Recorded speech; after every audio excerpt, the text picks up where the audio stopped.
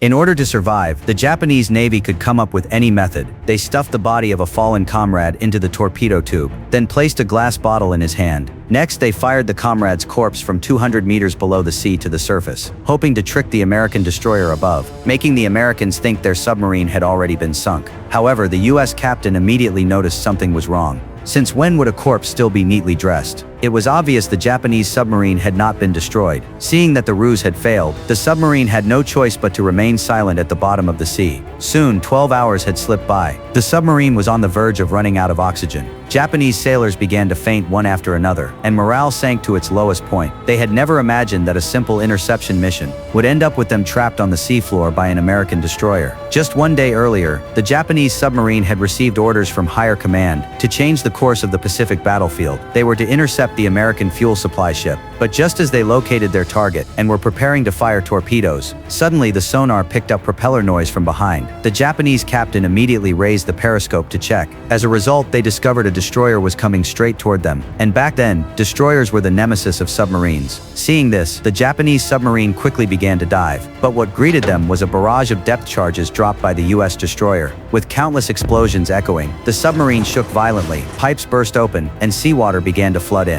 With no choice, the captain had to give the order: have the submarine take cover beneath the destroyer, planning that once the next round of depth charges went off, they would immediately escape in the opposite direction. But this tactic was quickly seen through by the American captain. He ordered the depth charges stopped and switched sonar detection to its maximum range. Soon, the Americans pinpointed the submarine's location and began adjusting course. It was only then that the Japanese captain realized they had encountered a true master. Soon, the American depth charges came again. This time directly sank the submarine to the seabed. The Japanese captain hurriedly ordered to enter silent running, because at this time the depth where the submarine was had already exceeded the sonar range of the American destroyer. In order to ensure the submarine could be completely destroyed, the American captain ordered to shut down the engines and wait in place. If the Japanese submarine started to move, they could immediately detect it. Very soon a whole day passed, and the oxygen inside the submarine also began to decrease more and more. The temperature also began gradually rising. Very soon one Japanese soldier could not bear it. He wanted directly to pilot a Kaiten torpedo, to perish together with the American destroyer.